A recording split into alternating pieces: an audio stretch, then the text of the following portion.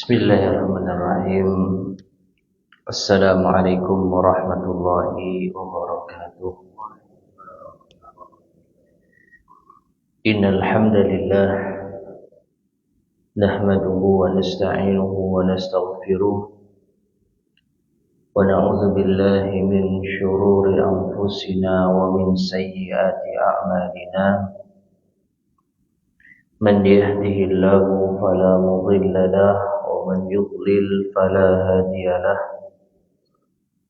وأشهد أن لا إله إلا الله وحده لا شريك له وأشهد أن محمدا عبده ورسوله اللهم صل وسلم وبارك على نبينا محمد وعلى آله وأصحابه ومن تبعهم بإحسان إلى يوم الدين أما بعد. Ma'asyiral muslimin, para jemaah sekalian rahimani wa rahimakumullah. Alhamdulillah, pada pagi hari ini kita bisa melanjutkan kembali mengkaji kitab Taisirul Karimir Rahman fi Tafsir Kalamil Mannan yang dikenal dengan Tafsir As-Sa'di yang disusun oleh Syekh Abdurrahman Ibn Nasir As-Sa'di rahimahullahu ta'ala, dan melanjutkan pertemuan sebelumnya membahas ayat yang ke-91 sampai 93 dari surat Al-Baqarah. Kita baca kembali ayatnya. Qala Allah tabaraka wa ta'ala, wa idza qila lahum aminu bima anzala Allah qalu nu'minu bima unzila alaina wa yakfuruna bima wara'ahu wa huwa al-haqqu musaddiqan lima ma'ahum. Qul falima taqtuluna anbiya Allahi min qablu in kuntum mu'minin. Walaqad ja'akum Musa bil bayyinati thumma attakhadtumul ijla min ba'dihi wa antum zalimun. Wa idh akhadna mitsaqakum wa rafa'na fawqakumut tura khudhu ma atainakum biquwwatin wasma'u. Qalu sami'na wa asayna wa ushribu fi qulubihimul ijla bi kufrihim qul bi'sa ma ya'murukum bihi imanukum in kuntum mu'minin. Dan ketika dikatakan kepada mereka, berimanlah terhadap apa yang Allah turunkan, mereka berkata, kami beriman terhadap apa yang diturunkan kepada kami, dan mereka mengkufuri apa yang setelahnya, padahal itu adalah kebenaran yang membenarkan apa yang ada pada mereka. Katakanlah wahai Muhammad, mengapa mereka membunuh para nabi-nabi Allah setelahnya jika kalian orang-orang yang beriman?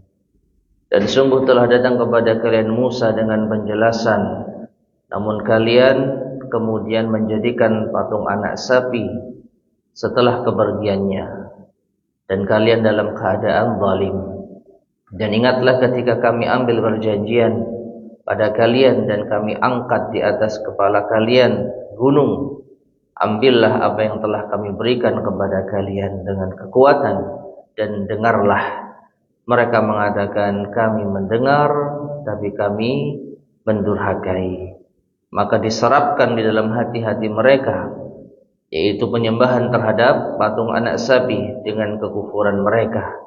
Katakanlah, betapa buruknya apa yang diperintahkan oleh keimanan kalian jika kalian orang-orang yang beriman. Ma'asyar muslimin rahimani wa rahimakumullah. Ini terjemah secara ringkas ayat yang ke-91 sampai 93. Dan kemarin telah kita bahas bagian dari awal-awal ayat yang ke-91 sampai pada penjelasan tentang firman Allah Subhanahu wa taala musaddiqan lima ma'ahum. Jadi Allah Subhanahu wa taala telah menurunkan Al-Qur'an, dan Al-Qur'an ini membenarkan kitab yang ada pada mereka, yaitu Taurat. Sebagaimana kita ketahui, orang-orang Bani Israel itu sangat membanggakan kitab suci mereka, Taurat. Dan ketika Allah turunkan Al-Quran dan memerintahkan mereka untuk beriman kepada Al-Quran, maka mereka menolak, karena mereka menganggap sudah memiliki kitab suci mereka sendiri. Padahal Al-Quran itu musaddiqan lima ma'ahum. Al-Quran itu membenarkan apa yang ada pada mereka, membenarkan isi dari Taurat. Sekarang kita baca penjelasan dari Al-Mu'allif Syekh Abdurrahman bin Nasir As-Sa'di rahimahullahu ta'ala. Summa qala, kemudian Allah berfirman, musaddiqan lima ma'ahum, ay muwafiqan lahu fi kulli ma dalla alaihi minal haqq wa muhaiminan alaihi.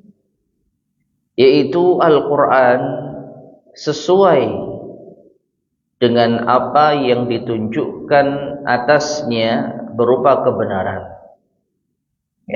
Muwafiqan lahu, sesuai dengan kitab mereka yang mereka merasa Allah sudah menurunkan kitab suci kepada mereka, yaitu Taurat, yang mereka katakan nu'minu bima unzila alaina. Kita beriman terhadap apa yang diturunkan kepada kami. Padahal Al-Quran itu muwafiqan lahu, sesuai dengan apa yang ada pada mereka. Fi kulli ma dalla alaihi, pada setiap apa yang ditunjukkan atasnya, minal haq, berupa kebenaran. Wa muhaiminan alaihi, dan Al-Quran juga menjadi pelengkap atau penguji dari apa yang mereka miliki.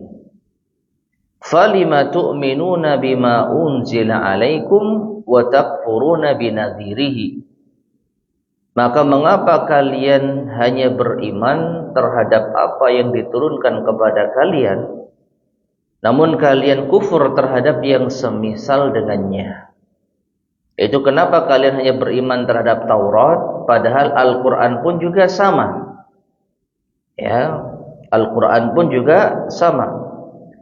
Hal hadza illa ta'assubun, maka ini tidaklah terjadi melainkan karena ta'assub, fanatik. Wattiba'un lil hawa la lil huda, dan mengikuti hawa nafsu, bukan mengikuti petunjuk.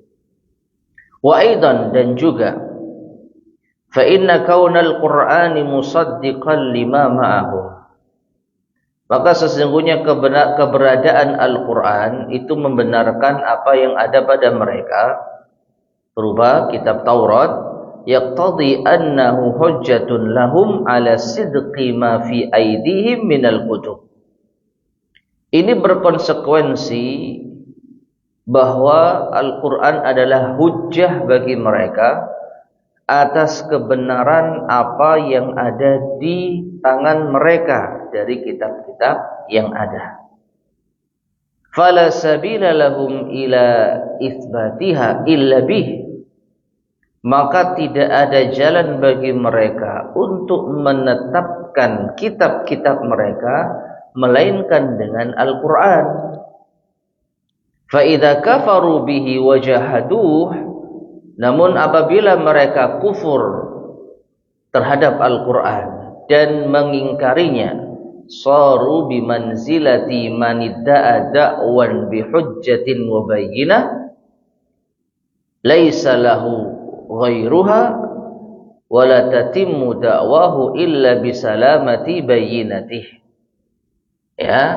Maka ini seperti orang yang idda'a, mengklaim sesuatu, idda'a da'wan, mengklaim sebuah klaim, bihujjatin wa bayyinah, dengan hujjah, dengan bukti, laisa lahu ghairuha, tetapi ia tidak memiliki bukti selainnya, wala tatimma atau wala tatimmu da'wahu, dan tidak sempurna klaimnya tersebut, illa bisalamati bayyinatihi, kecuali dengan keselamatan buktinya, kevalidan buktinya.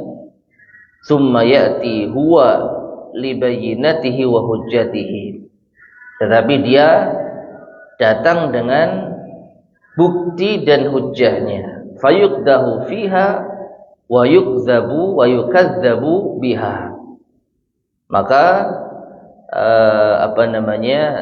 dicela ia terhadapnya dan didustakan ia dengannya. Alaysa hadza minal hamaqati wal junun, bukankah ini termasuk di antara kebodohan dan kegilaan. Fakana kufruhum bil Qur'an kufran bima fi aydihim wa naqdan lah, maka kekufurannya terhadap Al-Qur'an ini sama dengan kekufurannya terhadap apa yang ada pada mereka dan membatalkannya. Taib, ma'asyar muslimin rahimani wa rahimakumullah, ini di antara pemaparan logika dari Syekh As-Sa'di rahimahullah ta'ala yang mungkin sedikit berat ya. Dalam artian berat itu mungkin kita agak sulit memahami, tapi coba saya sederhanakan. Jadi begini, mereka orang-orang Bani Israel, orang-orang Yahudi, mengklaim mereka telah memiliki Alkitab, yaitu Taurat. Kemudian Allah Subhanahu wa taala menurunkan Al-Qur'an. Dan di antara fungsi Al-Qur'an ini untuk mendukung apa yang terdapat di dalam kitab Taurat. Yang tentu saja selama kitab Taurat tersebut belum dirubah oleh tangan-tangan mereka. Jadi Al-Quran itu justru mendukung isi Taurat yang benar, membenarkan apa yang ada pada Taurat yang sesuai dengan apa yang Allah turunkan. Nah, ini menunjukkan bahwa mereka sebenarnya butuh Al-Quran untuk memvalidasi kebenaran apa? Taurat.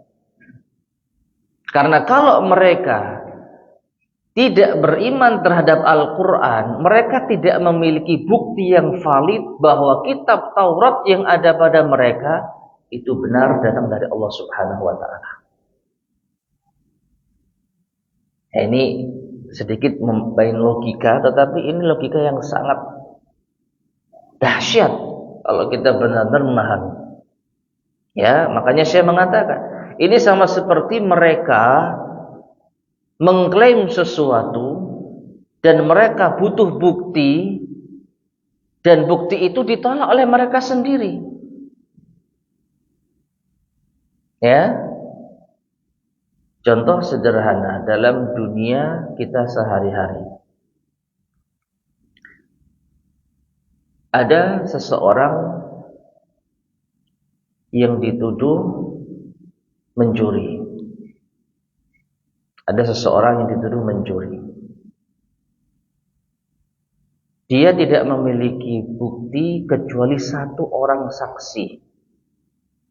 Satu orang saksi ini yang melihat bahwa di saat itu posisinya tidak sedang di tempat yang dia tuduhkan. Anggaplah dia sedang di rumah. Sedangkan kasus pencuriannya itu ada di tempat lain. Ya. Lalu dia dituduh mencuri. Lalu dia menolak, "Tidak, saya tidak mencuri. Mana buktinya saya mencuri?" Misalkan ada tuduhan yang cukup memberatkan, misalnya ada barang yang ketinggalan atau apa, tapi itu kan bisa saja terjadi. Nah, sebenarnya ada satu orang saksi yang bisa mendukung dirinya kalau orang ini tidak mencuri, tetapi dia menolak persaksian orang tersebut. Ya, mungkin karena nggak suka, mungkin karena benci, Justru saksi yang bisa mendukung dirinya terbebas dari kesalahan, itu dia tolak. Saya tidak mau fulan menjadi saksi saya. Padahal saksinya itu apa? Mendukung keberadaan dirinya itu bebas dari tuduhan mencuri. Nah, kurang lebih seperti itu.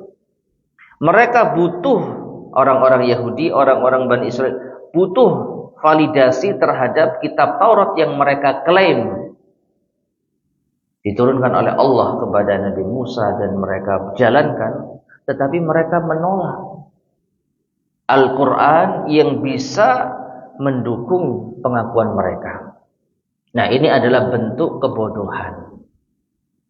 Ya, karena tanpa Al-Quran mereka tidak bisa membuktikan Taurat yang mereka miliki itu benar dari Allah Subhanahu wa Ta'ala. Apa buktinya? Ya, apa buktinya Taurat yang kalian bawa itu benar-benar diturunkan oleh Allah Subhanahu wa Ta'ala? Lu kan sudah memang diketahui diturunkan kepada Nabi Musa alaihissalam. Nabi Musa sudah meninggal. Nabi Musa setelah meninggal, para nabi yang datang setelahnya ada yang kalian bunuh, sebagaimana yang sudah kita bahas di ayat sebelumnya, dan kalian banyak mendustakan mereka. Ya, sebagian kalian bunuh, sebagian kalian dustakan. Maka kalian tidak bisa membuktikan bahwa Taurat yang kalian pegang itu benar dari Allah Subhanahu wa Ta'ala. Yang bisa membuktikan adalah Al-Quran. Kalau kalian beriman kepada Al-Quran, maka disitulah baru bisa kalian membuktikan Taurat itu benar. Tapi kalau kalian mendustakan Al-Quran, sama dengan kalian mendustakan bukti yang kalian butuhkan terhadap kitab Taurat. Nah, kurang lebih seperti itu penjelasan secara ringkasnya. Nah, makanya Syekh mengatakan fakana kufruhum bil Quran, maka penolakan mereka, pengingkaran mereka terhadap Al-Quran, kufran bima fi aidihim, ini sama seperti mereka menolak dan mereka mengingkari apa yang ada pada mereka, wa naqdan la, dan membatalkannya. Kemudian thumma naqada alaihim ta'ala bida'wahum al-imana bima unzila ilaihim biqaulih. Kemudian Allah Ta'ala membatalkan atas mereka klaim mereka beriman terhadap apa yang diturunkan kepada mereka. Jadi mereka menolak untuk beriman kepada Al-Quran karena merasa sudah cukup beriman terhadap apa yang diturunkan kepada mereka, yaitu Taurat. Maka Allah berfirman, qul, katakan wahai Muhammad, lahum, kepada mereka, anak keturunan Bani Israel dari kalangan orang-orang Yahudi, falima taqtuluna anbiya Allahi min qablu in kuntum mu'minin. Jika demikian, mengapa kalian membunuh nabi-nabi Allah sebelumnya jika kalian orang-orang yang beriman? Walaqad ja'akum Musa bil bayyinat, dan sungguh Musa telah datang kepada kalian dengan bukti-bukti. Ai bil adillatil wadihatil mubayyinati lil haqq, yaitu dengan dalil-dalil yang jelas yang menerangkan kebenaran. Summa takhadtumul ijla min ba'dihi, kemudian justru kalian menjadikan anak sapi, patung anak sapi sebagai sesembahan, yaitu setelahnya, ai ba'da maji'ihi, setelah datangnya Nabi Musa. Wa antum zalimun, dan kalian dalam keadaan zalim. Fi dzalik laisa lakum udhrun, ya, dalam keadaan itu kalian zalim, tidak memiliki udhur. Ma'asyar muslimin rahimani wa rahimakumullah, katanya beriman terhadap apa yang diturunkan kepada mereka. Nyatanya mereka telah membunuh para nabi. Sepeninggal Nabi Musa alaihissalam, yang meneruskan perjuangan Nabi Musa dengan kitab Taurat. Ya.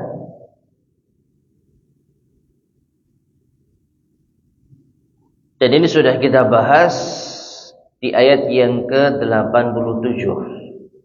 Ya. Di ayat yang ke-87.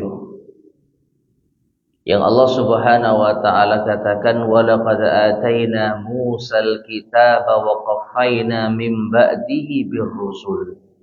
Dan sungguh kami telah datangkan kepada Musa Alkitab dan kami susulkan sepeninggal Musa para rasul.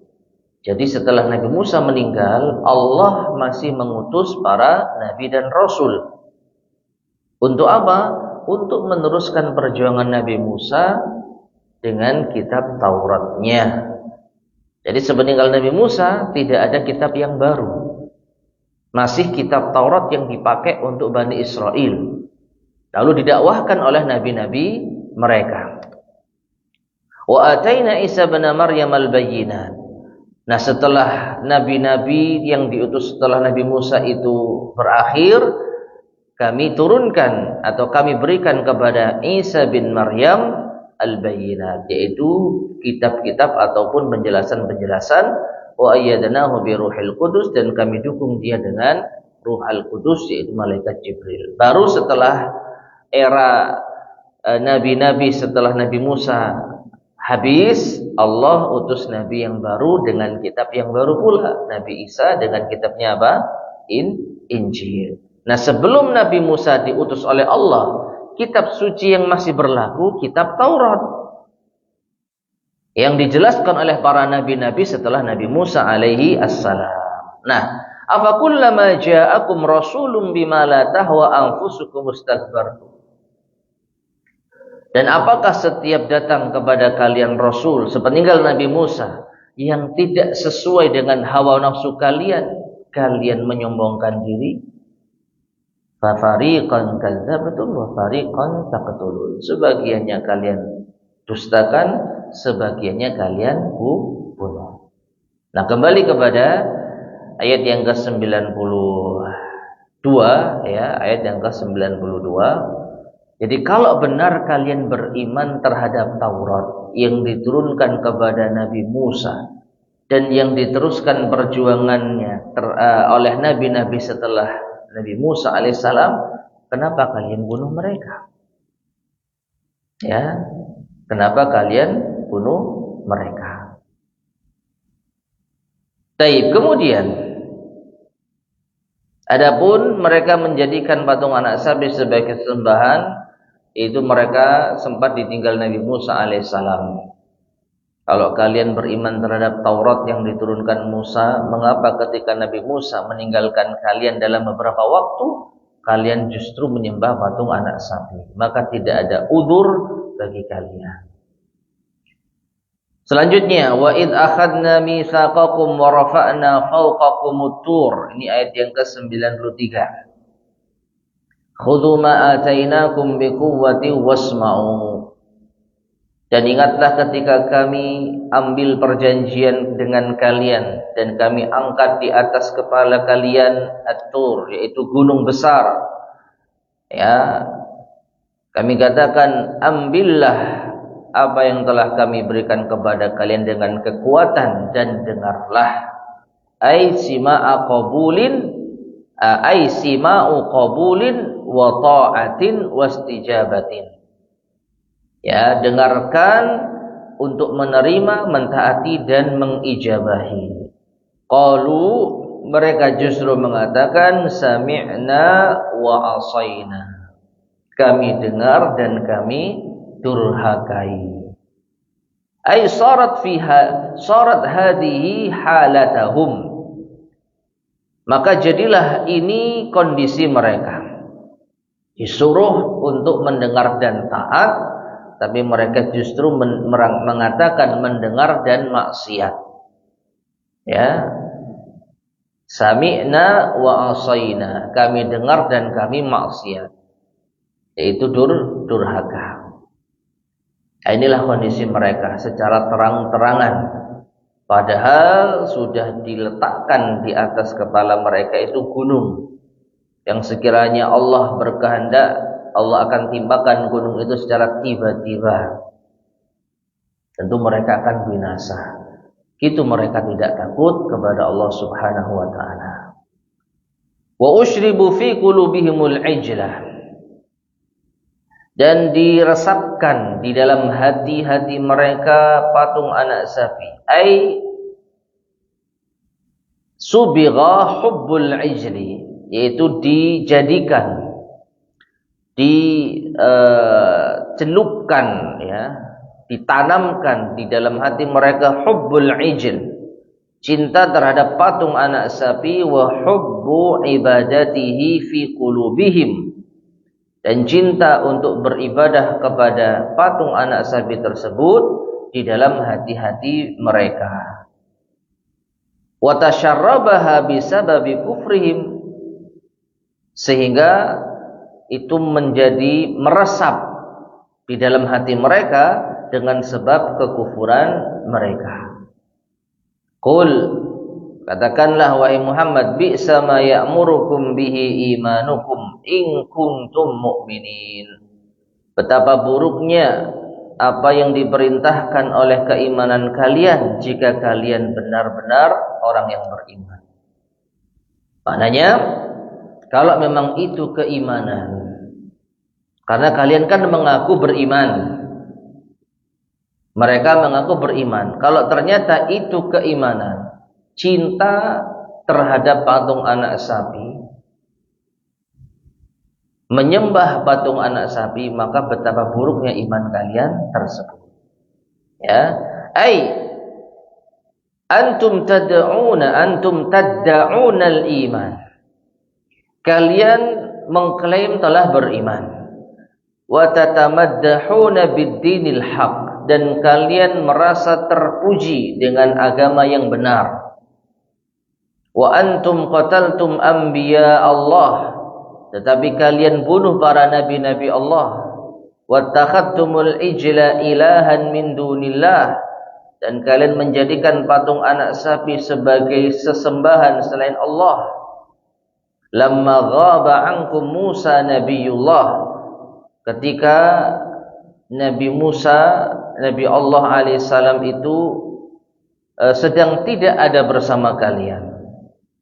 Walam tuqbilu awamirahu wa nawahi, ya, atau walam taqbalu, dan kalian tidak menerima awamirahu wa nawahi, atau wa nawahiyahu, tidak menerima perintah-perintah Allah dan larangan-larangannya, illa ba'da tahdid wa raf'it turi fawqakum, kecuali setelah mendapat ancaman dan diangkatnya gunung di atas kepala kalian.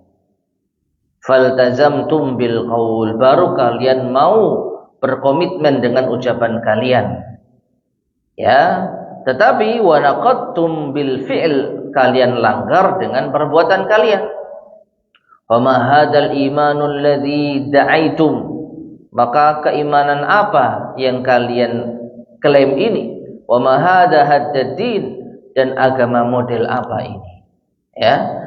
Jadi ma'asyar muslimin rahimani wa rahimakumullah, keanehan-keanehan itu terjadi pada mereka. Itu kaum Bani Israel. Mengaku beriman, mengaku memiliki agama yang benar, mengaku pengikut Nabi Musa, tapi nyatanya perbuatan mereka itu bertentangan dengan klaim mereka. Diawali dengan apa? Menyembah patung anak sapi. Jadi Nabi Musa alaihissalam sempat meninggalkan mereka dalam beberapa waktu. Lalu mereka justru melakukan kesyirikan, ya, menyembah patung anak sapi. Ya, kemudian Allah hukum mereka, lalu Allah terima taubat mereka. Setelah itu Allah mengutus para nabi sepeninggal Nabi Musa alaihissalam. Ini juga sama, mereka melakukan pelanggaran, membunuh para nabi, mendustakan para nabi. Ya. Nah, mereka mengaku memiliki agama yang benar, mengaku beriman terhadap Taurat yang diturunkan kepada Nabi Musa. Tapi prakteknya apa? Prakteknya justru menyalahi ucapan mereka sendiri. Nah, keimanan model apa ini? Dan agama seperti apa ini? Fa in kana hadza imanan ala za'mikum, jika seandainya ini iman yang benar menurut kalian, fa bi'sal imanu adda'i sahibahu ila tughyan, maka seburuk-buruk keimanan yang mengajak pelakunya kepada at-tughyan, kesesatan. Ya, wal kufri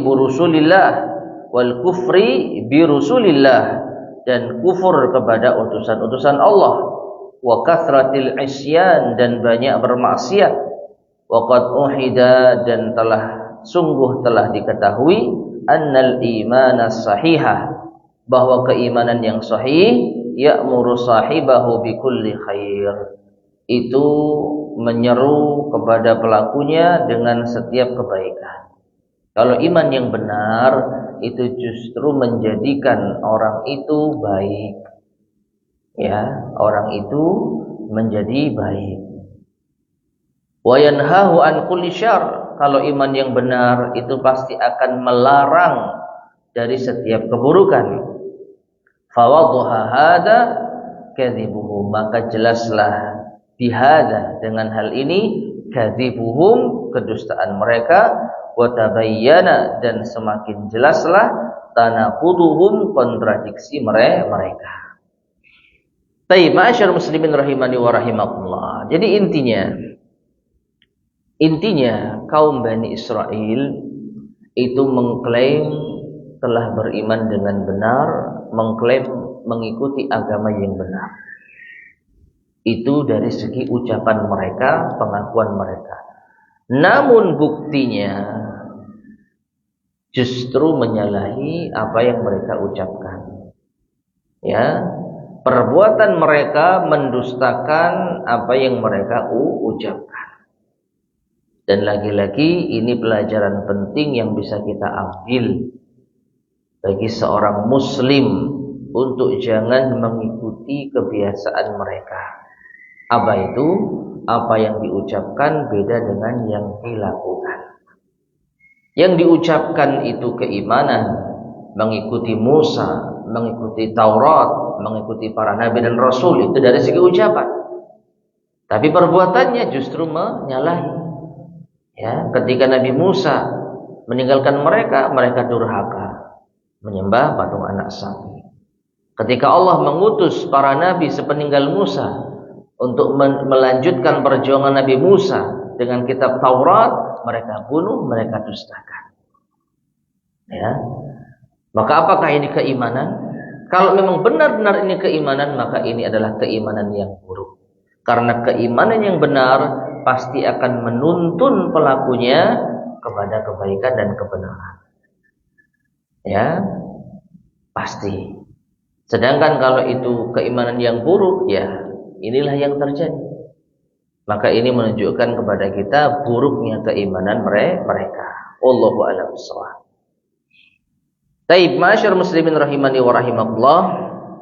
Kita lanjutkan ayat yang ke-94 sampai 96. Qala Allah tabaraka wa ta'ala,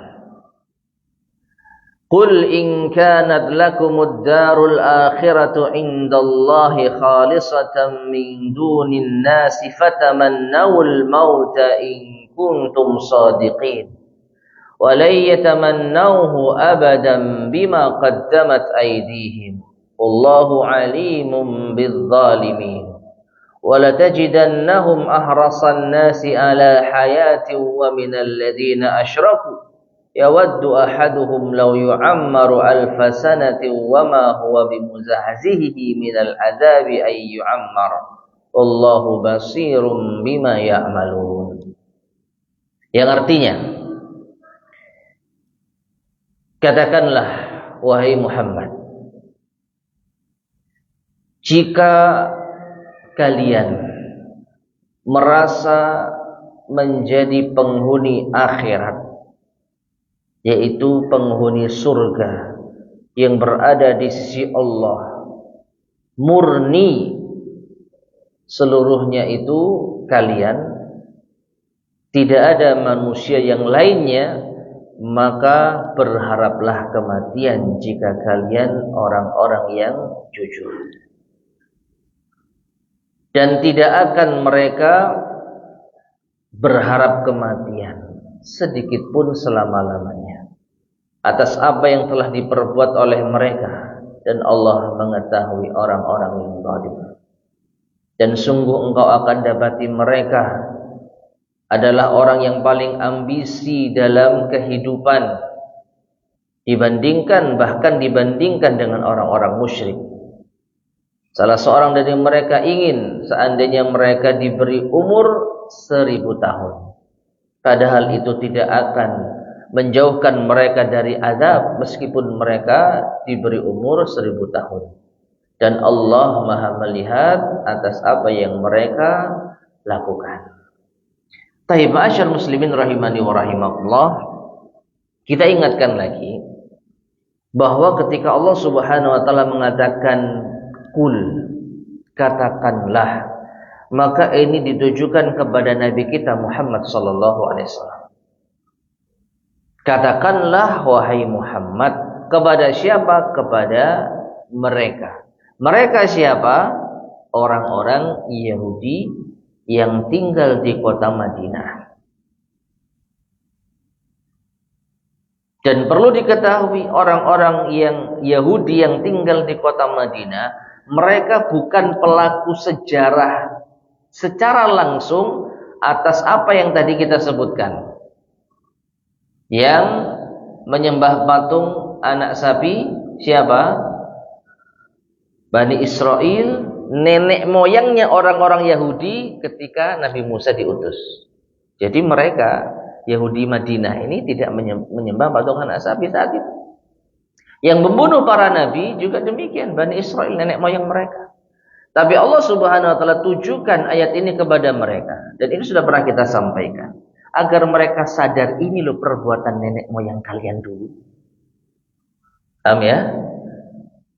Jadi Allah Subhanahu wa taala menceritakan kepada Nabi kita Muhammad SAW tentang sejarah kelam Bani Israel di zaman dahulu untuk disampaikan kepada anak cucunya agar sadar anak cucunya, pendahulu kalian itu tidak sebaik yang kalian kira.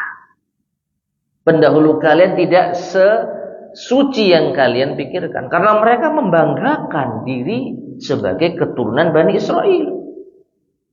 Ya, makanya mereka tidak mau beriman kepada Nabi kita Muhammad SAW. Kenapa? Karena mereka mengaku sebagai keturunan Bani Israel, keturunan para nabi.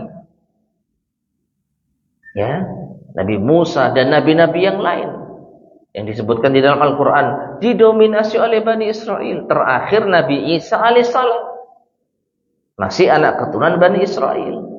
Setelah itu terputus, tidak ada lagi nabi dari kalangan Bani Israel. Nabi terakhir dari Bani Ismail, anak keturunan Nabi Ismail alaihissalam, yaitu Nabi kita Muhammad sallallahu alaihi wasallam. Jadi ketika mereka membanggakan ke Bani Israelan mereka, Allah tampakkan, ini loh nenek moyang kalian yang kalian banggakan. Ini dosa-dosa mereka, ini sejarah kelam mereka. Maka kalian yang mengaku anak keturunan mereka, tobatlah, berimanlah kepada Muhammad. Ya. Jadi ini pesan yang Allah Subhanahu wa taala ingin sampaikan kepada orang-orang Yahudi yang ada di kota Madinah. Nah, ma'asyar muslimin rahimani wa rahimakumullah. Makanya surat Al-Baqarah itu didominasi kisah tentang Bani Israel karena sasaran dakwah Nabi sallallahu alaihi wasallam saat itu mereka,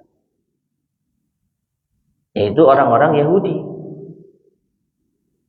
Maka surat Al-Baqarah didominasi tentang kisah Bani Israel. Dan ini berbeda kalau ayat yang diturunkan sebelum Nabi SAW hijrah, yang kita kenal dengan ayat surat Makkiyah. Ya, Makkiyah yang diturunkan sebelum Nabi SAW hijrah. Maka sasaran dakwah beliau siapa? Orang-orang musyrik, orang-orang Quraisy. Tidak bahas Bani Israel. Yang dibahas penyembahan terhadap berhala, ya, kebatilan penyembahan terhadap yaitu patung-patung, Lata, Uzza, Manat. Itu dibahas di ayat-ayat Makkiyah.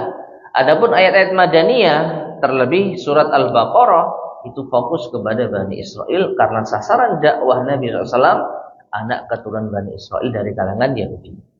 Nah, kembali kepada ayat yang 94 sampai 96. Jadi orang-orang Bani Israel yang terdahulu sampai anak keturunan mereka Yahudi yang tinggal di kota Madinah itu mengklaim bahwa mereka ahli surga. Mereka penghuni surga yang ada di sisi Allah nanti di akhirat. Maka Allah Subhanahu wa ta'ala mengatakan kepada Nabi kita Muhammad SAW, berikan tantangan kepada mereka. Apa? Harapkanlah kematian. Coba kalian berharap mati. Perhatikan, ini logika sederhana. Orang kalau sudah yakin mati masuk surga, pengen mati apa enggak? Hah? Sudah yakin loh? Hah? Kalau ya intinya begini, kalau saya mati masuk surga, sedangkan di dunia sumpek, gitu ya. Di dunia kok rasanya susah, tapi kalau mati saya masuk surga, wis mending mati saja saya, biar lebih cepat masuk surga. Tantang mereka wahai Muhammad. Kalau mereka benar-benar mengklaim sebagai penghuni surga, ayo siapa yang berani mati di antara kalian? Namun ternyata Allah pastikan tidak ada seorang pun di antara mereka yang mengharapkan kematian. Bahkan mereka adalah orang yang paling ambisi untuk tetap hidup. Dan mereka ingin kalau mereka itu diberi usia 1000 tahun. Kenapa? Atas perbuatan mereka. Artinya mereka ini sadar telah durhaka kepada Allah dengan berat. Mereka sadar bahwa mereka telah melakukan kesalahan-kesalahan yang bertubi-tubi. Makanya mereka tidak ingin mati, bahkan takut mati. Mereka sadar kalau mereka mati akan diazab. Makanya mereka ingin hidup kalau bisa selama-lamanya. Ya. Kalau bisa selama-lamanya, kekal di dunia. Karena mereka sadar kalau mati mereka akan diazab. Meskipun demikian mereka tidak tahu malu, tetap mereka mengklaim kami ahli surga. Ya kan lucu, ya, memang sangat lucu perbuatan orang-orang Bani Israel. Ya sampai sekarang. Ya. Nah, ini ya. Taib, kita baca penjelasan Syekh As-Sa'di rahimahullahu taala. Kul lahum ala wajhi tashihi dakwahum. Katakan wahai Muhammad untuk membetulkan klaim mereka. Katakanlah wahai Muhammad untuk membenarkan, meluruskan pengakuan mereka. In kanat lakumud darul akhirah, jika kalian merasa menjadi penghuni akhirat, yaknil jannah, yaitu surga, khalisatan min dunin nas, murni kalianlah yang menghuni surga, bukan orang lain. Dan ini diawali dengan keyakinan mereka, lan yadkhulul jannata illa man kana hudan aw nasara. Tidak akan masuk surga kecuali Yahudi atau Nasara. Jadi umat selain Yahudi dan Nasara dipastikan neraka.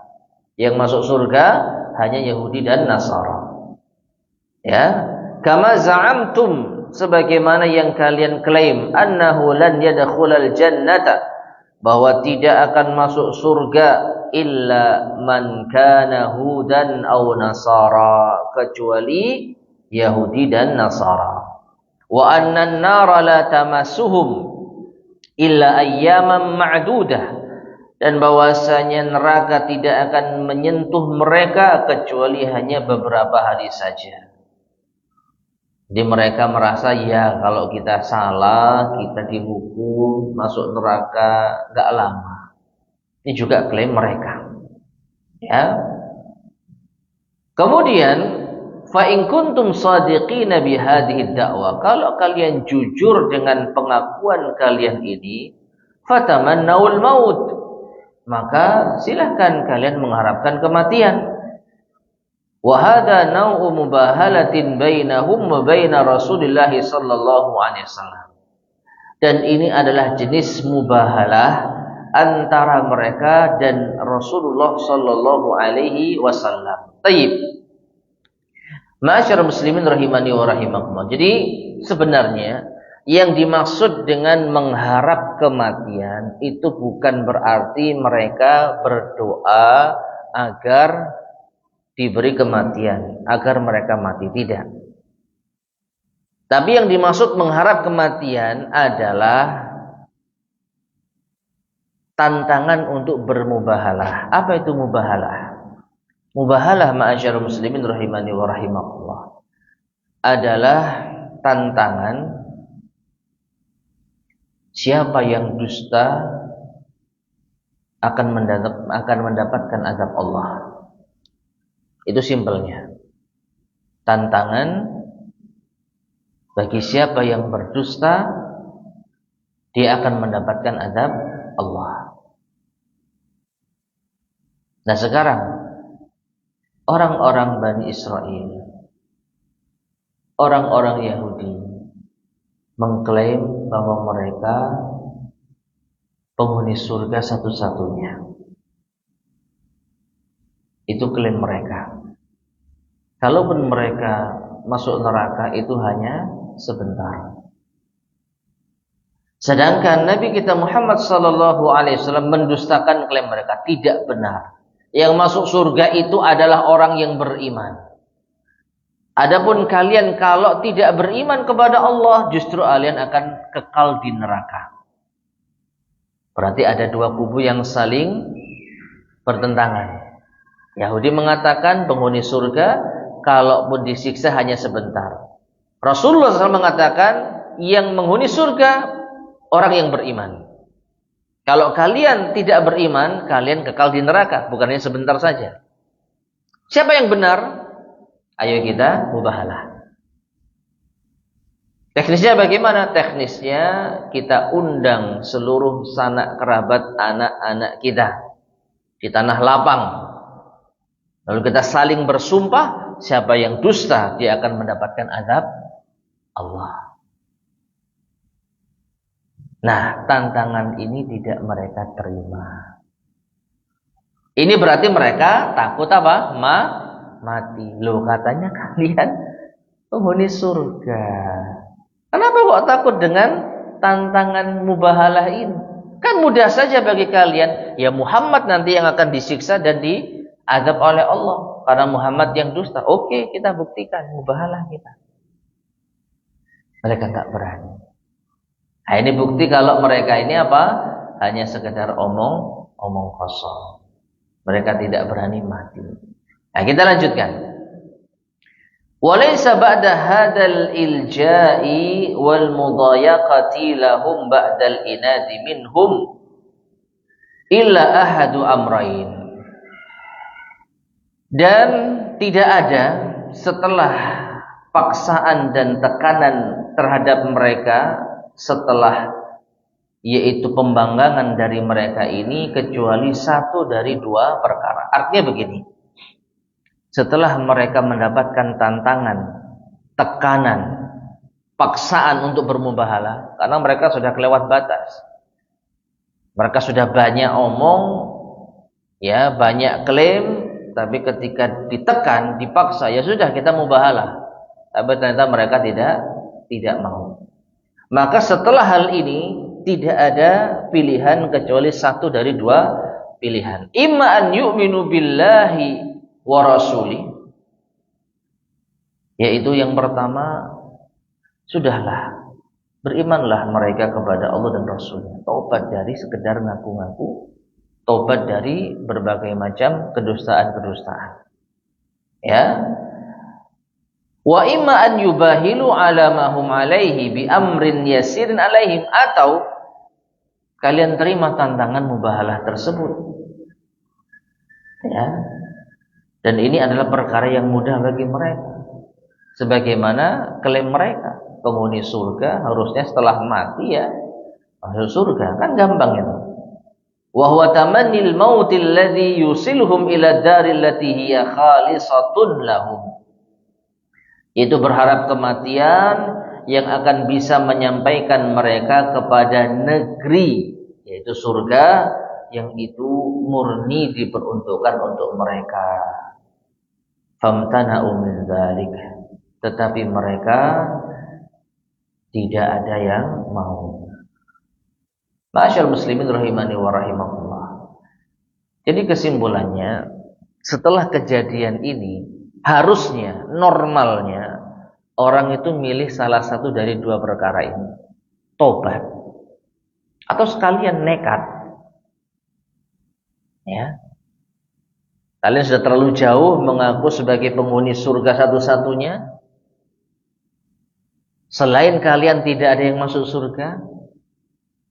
Lalu kalian ditantang untuk bermubahalah. Pilihannya satu dari dua. Yang pertama, tobat. Gak usah ngaku penghuni surga. Ya, tobat dengan keyakinan kalian. Lalu masuk Islamlah kalian. Berimanlah kepada Rasulullah. Berimanlah terhadap Al-Quran. Tinggalkan semua kesombongan kalian. Itu pilihan pertama. Pilihan yang kedua, sekalian nekat. Terima tantangan itu. Kalau gentle, ayo.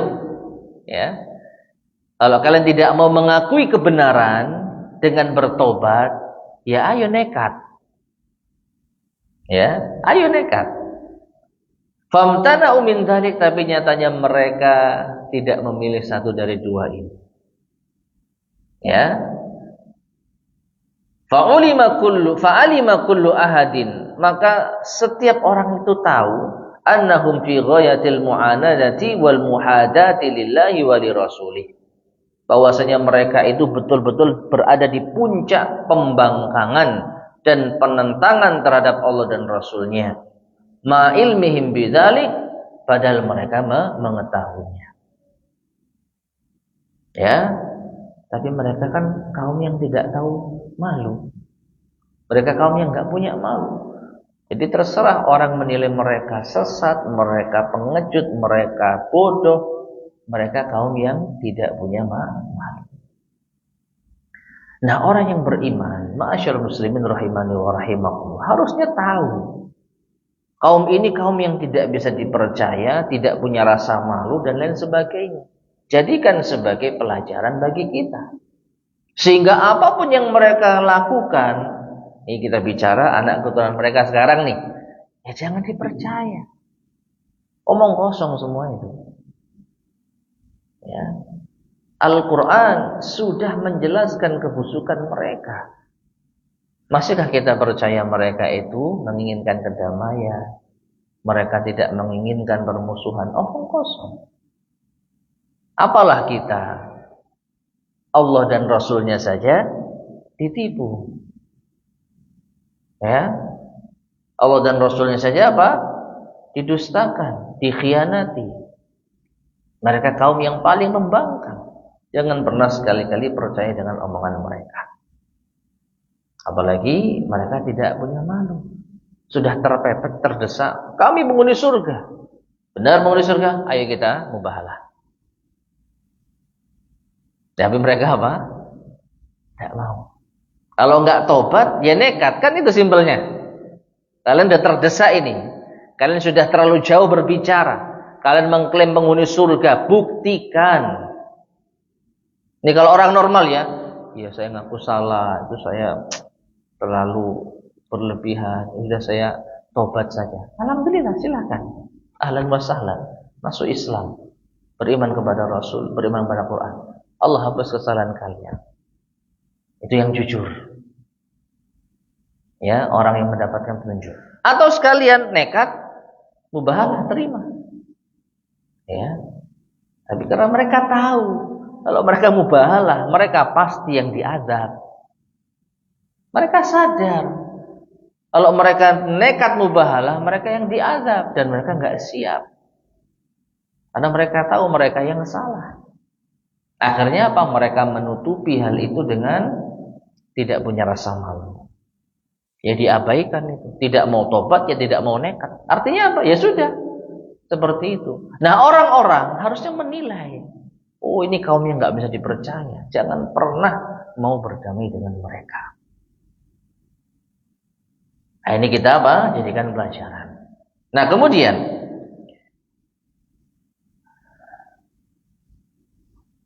walihada qala ta'ala, karenanya Allah berfirman, walay yatamannauhu abadan bima qaddamat aydihim. Dan mereka tidak akan pernah mengharapkan kematian selama-lamanya atas apa yang telah mereka perbuat. Jadi Nabi SAW sudah diberitahu, meskipun kau ajak mereka mubahalah, mereka tidak akan menerimanya. Tidak akan menerima tantangan tersebut karena mereka tidak siap mati atas perbuatan mereka. Jadi mereka sadar mereka ini sesat dan salah. Ya, cuman malu untuk mengakui karena ego sudah terlalu besar. Sudah merasa bahwa mereka adalah anak keturunan bangsa terbaik Bani Israel. Li'annahum ya'lamun, karena mereka tahu, atau minal kufril ma'asi, apa yang telah mereka perbuat dari kekufuran dan kemaksiatan. Li'annahum ya'lamun, karena mereka tahu, annahu tariqun lahum ilal mujazati bi'amalihim al-khabisah, bahwa dengan mubahalah ini jalan untuk pembalasan terhadap amalan mereka yang buruk. Ya, intinya kalau mereka nekat, ya pasti mereka akan diazab, dan mereka sadar betul hal itu. Makanya mereka tidak mau menerima mubahalah. Ya, fal mautu akrahu syai'in ilaihim, maka kematian adalah hal yang paling mereka benci. Wahum ahrasu 'alal hayati min kulli ahadin minan nas, dan mereka adalah orang yang paling ingin hidup daripada seorang pun yang ada. Hatta minal musyrikin, sampai pun dibandingkan dengan orang-orang musyrik, alladzina la yu'minuna bi ahadin minar rusuli wal kutub, yang mereka tidak beriman terhadap seorang rasul dan kitab pun. Nah, di sini Allah Subhanahu wa taala menyinggung orang-orang musyrik. Ini menunjukkan sekali lagi bahwa sasaran dakwah Nabi sallallahu alaihi wasallam itu berbeda ketika berada di Mekah dan di Madinah. Di Mekah Nabi sallallahu alaihi wasallam bertemu dengan orang-orang musyrik yang tidak percaya, tidak beriman kepada Rasul. Ada mereka orang-orang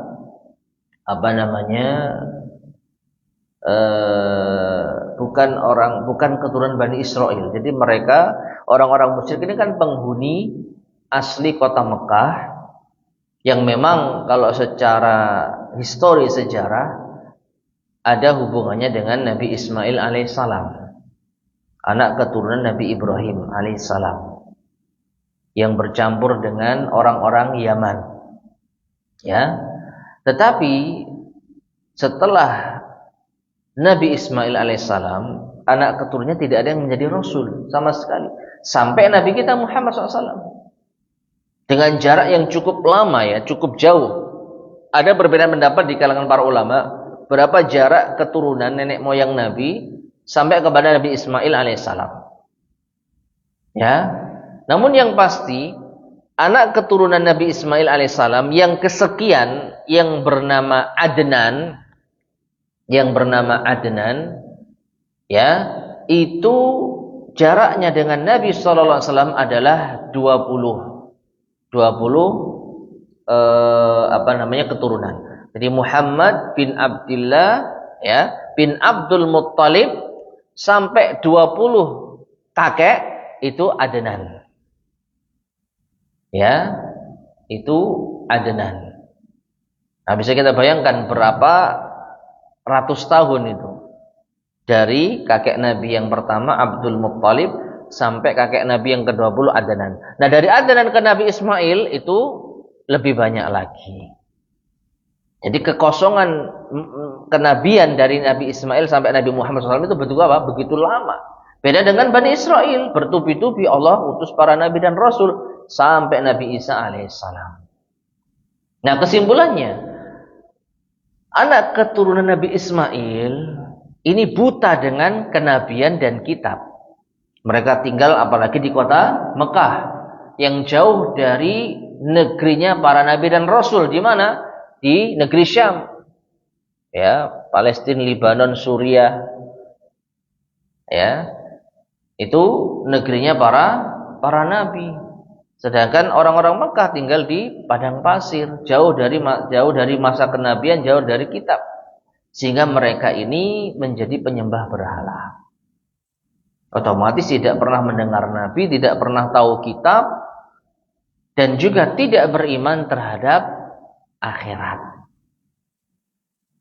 Nah, orang-orang musyrik ini masih lebih mending dibandingkan dengan Bani Israel. Bani Israel itu lebih takut mati dibandingkan dengan orang-orang musyrik. Padahal apa? Bani Israel masih meyakini akhirat. Betul tidak? Buktinya dia mengklaim masuk surga, ya kan? Sedangkan orang-orang musyrik nggak ada bayangan nanti habis mati itu diazab apa dikasih nikmat, karena mereka tidak beriman terhadap hari akhir. Ya, justru mereka itu merasa heran. Aidza mitna wa kunna turaban wa idaman. Ya, apakah ketika kita mati dan menjadi tanah dan tulang-tulang bercampur dengan tanah, kita bisa dihidupkan lagi? Jadi mereka itu merasa hidup hanya di dunia, setelah mati nggak ada lagi kehidupan. Jadi mereka merasa mati ya mati aja. Jadi mereka lebih apa? Menerima kematian daripada Bani Israel. Nah, seperti itu. Wa ada ablagu ma'a. Kemudian summa dzakara syiddata mahabbatihim lid-dunya. Kemudian Allah sebutkan betapa kecintaan mereka terhadap dunia. Faqal, Allah berfirman, yawaddu ahaduhum law yu'ammaru alfasanatin. Bahkan salah seorang dari mereka itu ingin seandainya mereka diberi umur 1000 tahun. Hada ablaghu ma yakunu minal hirs. Dan ini adalah hal yang paling menunjukkan bahwa mereka ini sangat ambisi. Ya, sangat ingin di dalam hidup. Tamannau halatan minal wahiyya minal muhalat. Atau tamannau halatan hiya minal muhalat. Mereka berangan-angan atau mengharapkan suatu keadaan yang termasuk hal yang muhalat, yaitu mustahil. Walhal, dan keadaan yang ada, annahum law ummiru al-umral mazkur. Seandainya mereka diberi umur dengan umur yang disebutkan tadi, lam yughni anhum syai'a, itu tidak akan bisa menolong mereka sedikit pun juga. Ya. Wala dafa'a anhum minal adzabi syai'a, dan juga tidak bisa mencegah dari mereka dari azab sedikit pun juga. Wallahu basirum bima ya'malun, dan Allah Maha melihat apa yang mereka kerjakan. Tahdidun lahum, adalah peringatan bagi mereka, alal mujazati bi a'malihim, bahwa mereka akan dibalas sesuai dengan amalan mereka. Taib ma'asyar muslimin rahimani wa rahimakumullah. Jadi kesimpulannya, mereka ini takut mati. Mereka ingin hidup kalau bisa selama-lamanya, atau setidaknya 1000 tahun lah.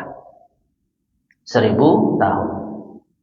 Meskipun ini juga mereka sadari, kalau sudah hidup 1000 tahun, tetap saja akan mati. Dan itu tidak akan menolong mereka sedikit pun dari azab Allah Subhanahu wa ta'ala.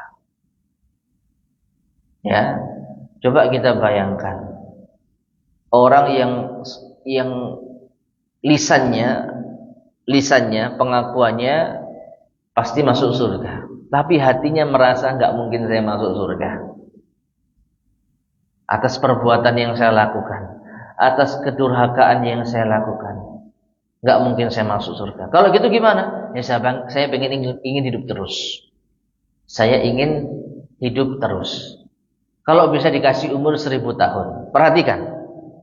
Kalaupun dikasih umur 1000 tahun, apakah itu bermanfaat? Apakah itu akan menyelamatkan mereka dari azab? Jawabannya tidak. Terus kenapa mereka kok ngotot minta umur 1000 tahun? Toh nanti pada akhirnya masuk neraka. Kira-kira kenapa ini? Kira-kira bagaimana ini? Apa penjelasan logikanya itu gimana ini? Mereka yakin cepat atau lambat pasti masuk neraka. Lalu mereka inginnya apa? Kalau bisa dikasih umur 1000 tahun. Yang pertama ini mustahil. Yang pertama ini mustahil. Allah telah tetapkan yaitu umur manusia tidak selama itu. Yang kedua, kalaupun dikasih, ya tetap nanti akan mati dan setelah mati masuk neraka. Tapi kenapa kok mereka maunya seperti itu? Sebenarnya kalau orang itu normal, taubat selesai. Sudah kepepet ini ya, sudah kepepet. Ini loh, kamu mau masuk neraka, sudah di tepi jurang. Kalau mau selamat masih ada kesempatan, mumpung masih hidup. Terimalah Muhammad sebagai Nabi dan Rasul. Bersyahadatlah, imanilah Al-Quran, selesai. Ya. Tapi orang ini sudah kepepet, mau masuk jurang neraka, tetap nggak mau taubat. Tetap nggak mau taubat. Ya. Karena mereka sekali lagi adalah kaum yang tidak punya malu. Dan mereka mengaku pintar padahal bodoh. Apa enggak bodoh itu? Sudah tahu pasti akan masuk neraka karena dosa-dosa mereka. Masih ingin hidup meskipun 1000 tahun. Artinya mereka merasa mending menunda kematian. Ya, tidak apa-apalah ditunda kematian. Meskipun pada akhirnya apa? Masuk neraka dan mati masuk neraka. Dan sekarang pun ini wallahu a'lam bishawab terjadi dalam artian dalam sisi yang lain. Pernah dengar hadis bahwa di akhir zaman ketika kaum muslimin menyerang orang-orang Yahudi, seluruh pohon dan batu akan memberitahukan tempat persembunyian mereka. Pernah dengar hadisnya? Kecuali satu pohon, apa namanya? Warqat. Perhatikan, poin utamanya bahwasanya mereka tahu hadis ini. Sehingga mereka menanam pohon warqat. Logika sederhana. Ketika mereka sudah tahu akan dihabisi oleh orang-orang beriman, kalau orang normal taubat, kan gitu toh. Sudah tahu endingnya mereka kalah, nggak bisa mereka menang. Sama seperti endingnya pasti masuk neraka, nggak mungkin masuk surga. Harusnya apa? Taubat. Apa nggak ingin masuk surga? Jadi kalau mereka terus seperti ini, endingnya pasti neraka. Tapi mereka lebih memilih neraka, menunda neraka dengan hanya sekedar tunda kematian. Apa tidak bodoh ini? Sudah jelas-jelas pasti masuk neraka, tidak ingin mencoba untuk merubah nasib dengan beriman kepada Allah dan Rasul. Nah, Yahudi yang sekarang sudah tahu mereka akan dihabisi oleh orang-orang yang beriman.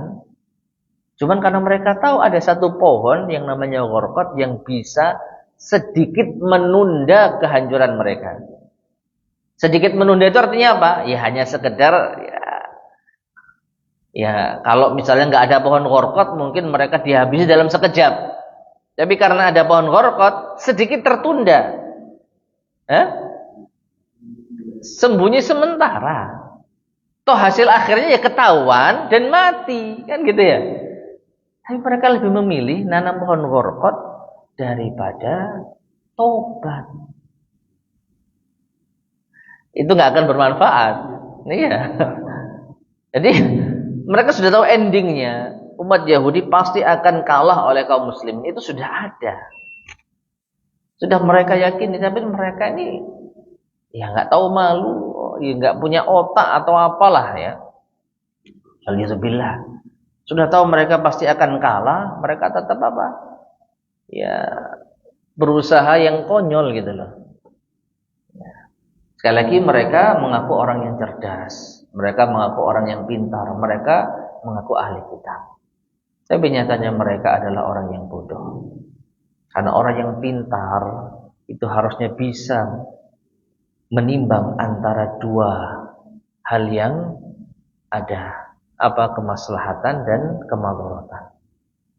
Ya, percuma punya akal tapi tidak bisa menimbang mana yang baik, mana yang benar. Apa fungsi akal kita? Cuman karena mereka sudah didominasi kesombongan. Nah ini, makanya di antara poin penting lain yang bisa kita ambil pelajaran, sifat sombong ini betul-betul menghancurkan jemaah sekalian. Gak ada sedikit pun manfaat dari kecerdasan seseorang, kepintaran seseorang, kedudukan seseorang kalau sombong. Justru kepintaran itu akan mereka manfaatkan untuk mendukung kesombongan mereka. Kedudukan, jabatan, kekuasaan akan mereka bawa untuk kesombongan mereka. Ya. Dan ini yang menghancurkan mereka. Merasa bahwa mereka adalah umat terbaik, mereka anak keturunan bangsa mulia, sehingga berat bagi mereka untuk menerima kebenaran dari seorang yang tidak diketahui asal usulnya menurut mereka. Ya, siapa Muhammad ini? Anaknya siapa? Padahal mereka tahu Muhammad ini adalah anak keturunan dari paman mereka, Nabi Ismail alaihissalam. Karena kan orang-orang Yahudi ujung-ujungnya keponakannya Nabi Ismail. Dan Nabi Ismail putra Nabi Ibrahim, kakek mereka juga. Cuman karena hasad, kedengkian, gak terima mereka. Ini yang menghancurkan seseorang. Jadi sekali lagi, segala perangkat kebaikan yang kita miliki ini akan runtuh dan hancur dengan sebab kesombongan dan keangkuhan.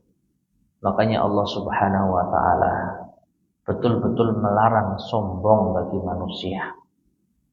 Rasulullah SAW bahkan mengancam, la yadkhulul jannata man kana fi qalbihi mithqalu dzarratin min kibrin.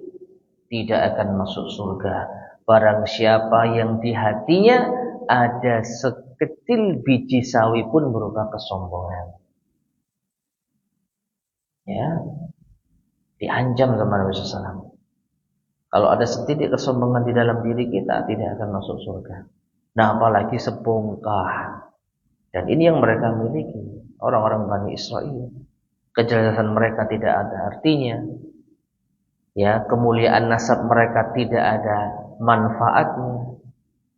Kedudukan mereka juga tidak ada fungsinya. Hancur karena kesombongan. Harusnya mereka mau beriman, karena mereka tahu mereka pasti akan disiksa kalau terus-menerus seperti ini. Tapi justru mereka lebih memilih siksa daripada ampunan. Mereka lebih memilih neraka daripada surga. Hanya saja mereka berharap ya ditunda. Kalau bisa ditunda matinya.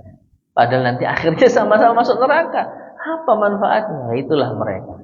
Ya tidak masuk akal. Orang yang beriman jaga kewarasan akal kita. Kalau kita sudah pasti tahu masuk neraka atau masuk surga, ya kita ini masuk surga. Meskipun harus meredakan ego kita, ya sudah ngaku salah. Makanya di dalam Islam, Allah Subhanahu wa taala mencintai orang-orang yang bertaubat.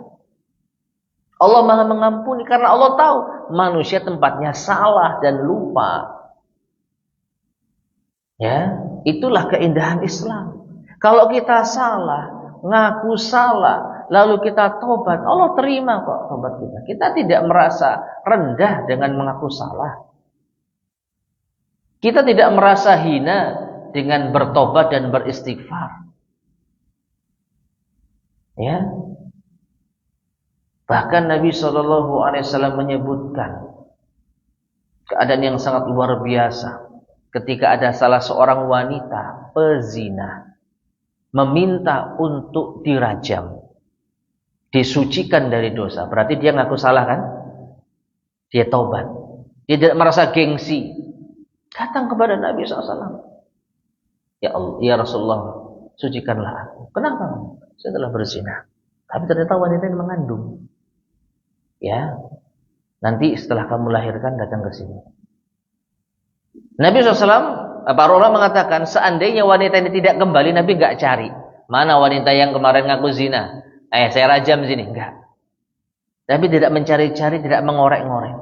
Tapi ternyata wanita ini dengan ketulusan hatinya datang setelah melahirkan, sembari membawa anaknya. Ya Rasulullah, sucikanlah aku. Ya, maka Nabi SAW mengatakan, susui dulu selama 2 tahun. Ya, 2 kali Nabi kasih kesempatan. Barangkali wanita ini mengurungkan niatnya. Ya, anaknya lahir, lucu-lucunya. Ya, lalu dia berpisah dengan anaknya kan sedih. Barangkali dia mau ya meneruskan hidupnya, nggak kembali. Nabi nggak cari kok. Tapi qadarullah, wanita ini datang untuk yang ketiga kalinya setelah menyapih putranya. Ya Rasulullah, sucikanlah aku. Apa yang terjadi? Nabi nggak ada pilihan. Ketika pengakuan sudah ada dan wanita ini sudah mengaku berzina, ya keputusan di dalam Islam rajam. Karena anaknya sudah disapi, sudah bisa hidup tanpa air susu ibunya. Nanti dirawat oleh kaum muslimin. Akhirnya apa? Dirajam. Setelah dirajam, sebagian sahabat mencela. Wanita apa ini? Kotor. Ya, pezina. Maka Nabi SAW mengatakan, seandainya taubatnya wanita ini dibagikan kepada seluruh penduduk kota Madinah, enggak habis.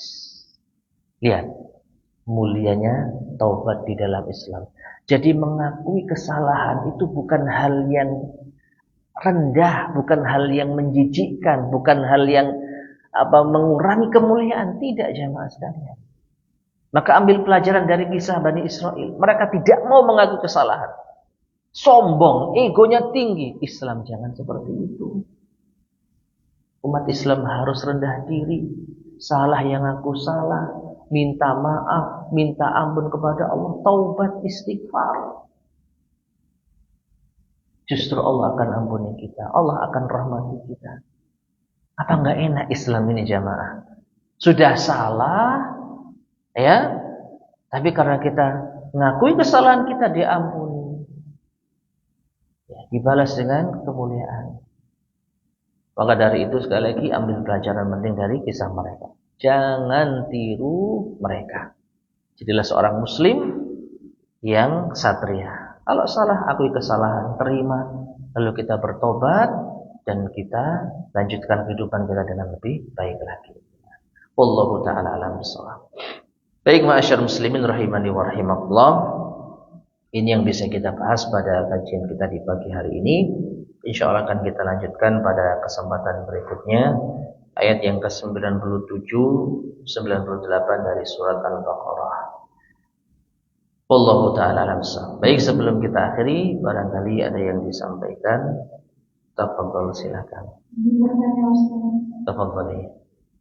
Ini di awal pelajaran ada kalimat untuk ini nanti bahkan Assalamualaikum Bima unzila alaikum Rasulullah binadhirihi. Tadi kita semakan binadhirihi yang sama dengannya, semisal dengannya, sahih. Saya tidak mengerti kenapa diterjemahkannya seperti itu, karena kalau saya namanya dulu artinya melihat. Nadhir ya, bukan nadhara yanzuru. Nadhara yanzuru itu kalau kita lihat dari segi makna bisa 3. Kalau dia nadhara muta'addi dengan dia bersambung dengan objeknya langsung, undurna. Undurna itu maknanya intazirna, tunggu saya.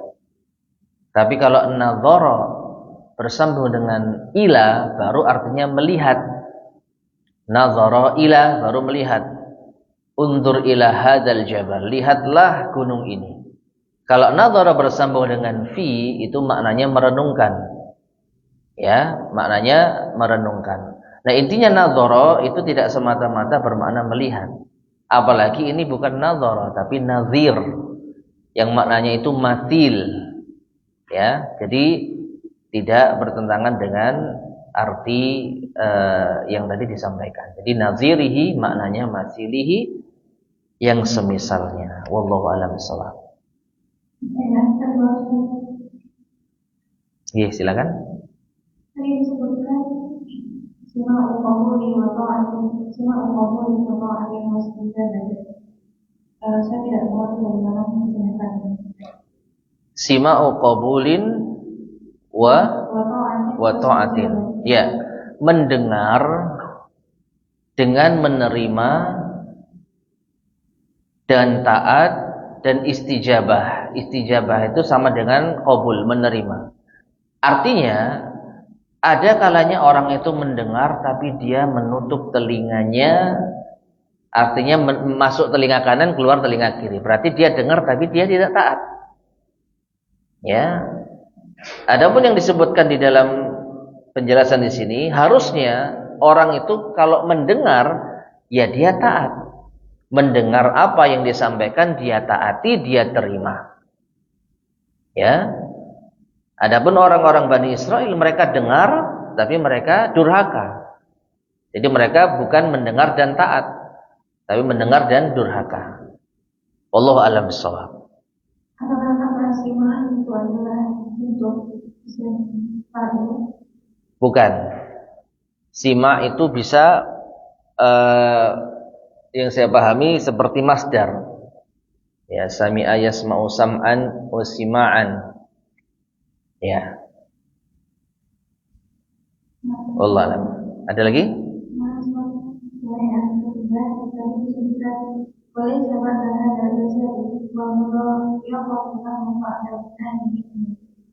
Saya tidak mengerti kata inja dan kata inna itu dari apa? Sebentar.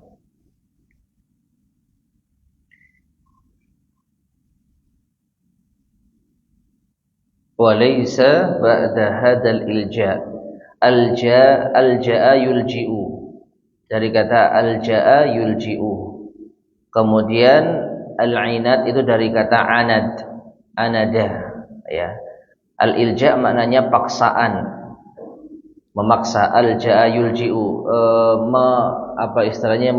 Menghimpit, ya. Mendesak. Alja'a yulji'u itu bisa bermakna mendesak atau memaksa. Adapun al-mudhayaqah itu sama, menekan.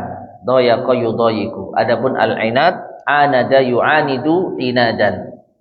Dari anada yu'anidu inadan maknanya membangkang atau menentang. Ya, wallahu a'lam bishawab. Ada lagi? Silakan. Disebutkan lam yu'ni anhum syai'an. Kata yu'ni tadi kita sebutkan bahwa saya tidak tahu ilmunya itu. Dari aghna yughni, sebenarnya makna itu mencukupi. Sebenarnya maknanya mencukupi. Ya, tapi tadi saya artikan dengan menolong karena ini untuk membantu memahamkan, ya, membantu agar mudah memahami. Lam yughni anhum syai'a. Kalau kita artikan, hal itu tidak bisa mencukupi mereka sedikit pun juga. Nah, ini mungkin kurang dipahami. Makanya saya terjemahkan, lam yughni anhum minallahi syai'a. Tidak bisa menolong mereka dari Allah Subhanahu wa taala. Artinya, hal ini tidak bisa menyelamatkan mereka dari azab Allah. Jadi meskipun mereka dikasih umur 1000 tahun, itu tidak bisa menolong mereka sedikit pun juga dari azab Allah. Ya, jadi aghna yughni. Karena ada lam maka hilang huruf illahnya menjadi yughni. Baik, ada lagi? Nggih.